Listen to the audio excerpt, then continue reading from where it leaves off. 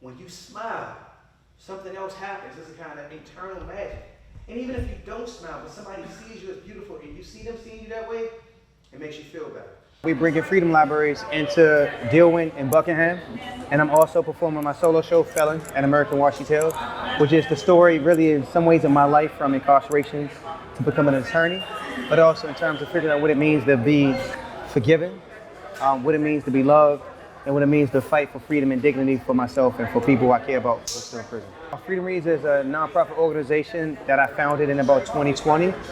We build libraries, hand-constructed bookcases with the books accessible on both sides. Each library consists of 3 bookcases and a long bench, and it has 500 books.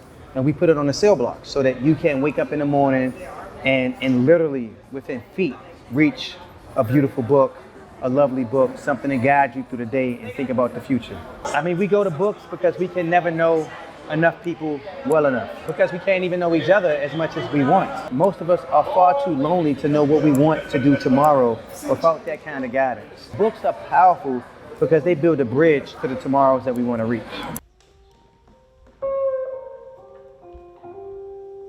What I realized today is I'm never just speaking to inmates. I'm always speaking to people. I'm speaking to the men and the women who work in prison, and I'm speaking to the men doing time in prison. Today I'm speaking to the men doing the time in prison. But what I find really powerful is that I'm speaking to everybody. Some of the guys who came in here were formerly incarcerated. And so they weren't inmates, but they were hearing the same story. Some of the people who work here have worked with the same people for 10, 15, 20 years.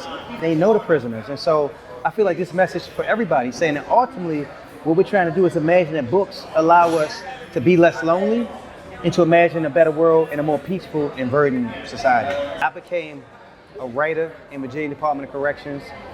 I developed my legal skills in the Virginia Department of Corrections. I became a mentor in the Virginia Department of Corrections.